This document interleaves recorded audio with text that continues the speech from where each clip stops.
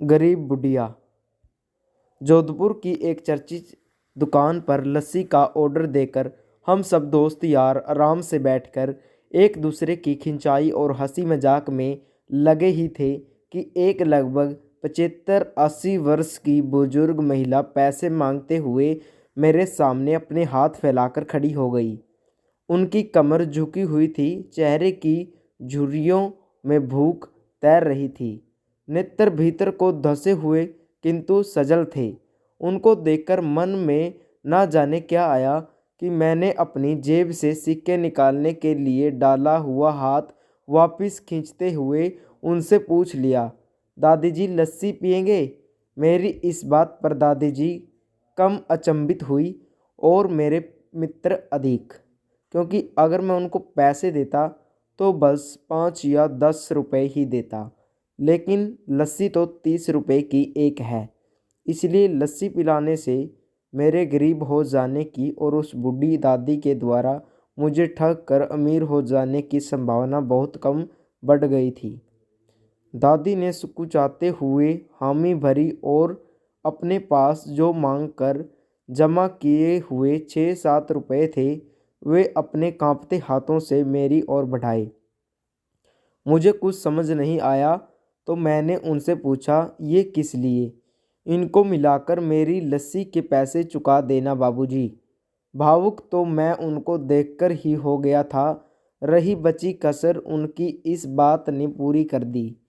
एकाएक मेरी आंखें छलछला आई और भरवाए हुए गले से मैंने दुकान वाले से एक लस्सी बढ़ाने को कहा।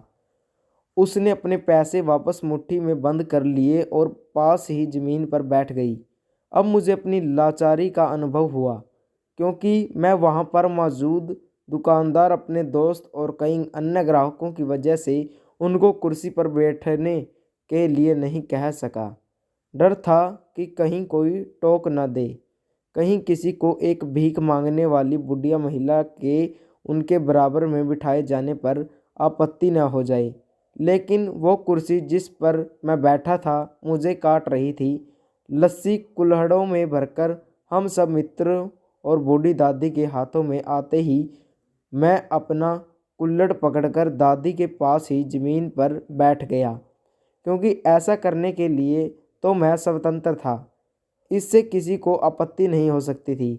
हाँ, मेरे दोस्तों ने मुझे एक पल को घूरा, लेकिन वो कुछ कहते उससे पहले ही दुकान के मालिक ने आगे बढ़कर दादी को उठाकर कुर्सी पर बैठा दिया और मेरी ओर मुस्कुराते हुए हाथ जोड़कर कहा, ऊपर बैठ जाइए साहब, मेरे यहाँ ग्राहक तो बहुत आते हैं, किंतु इंसान कभी कभार ही आता है।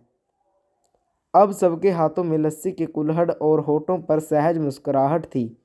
बस एक वो दादी ही थी जिनकी आंखों में तृप्ति के आंसू, होठों पर मलाई के कुछ अंश और दिल में सैकड़ों दुआएं थी।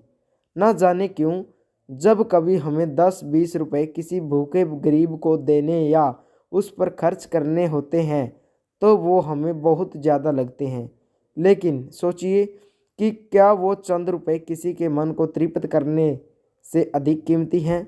जब कभी अवसर मिले ऐसा दयापूर्ण और करुणामय काम करते रहें, भले ही कोई आपका साथ दे या ना दे। तो कैसी लगी दोस्तों आपको कहानी, कमेंट करके ज़रूर बताएं। अगर आप हमारे चैनल पर नए हो तो चैनल को कीजिएगा सब्सक्राइब, लाइक, शेयर। धन्यवाद।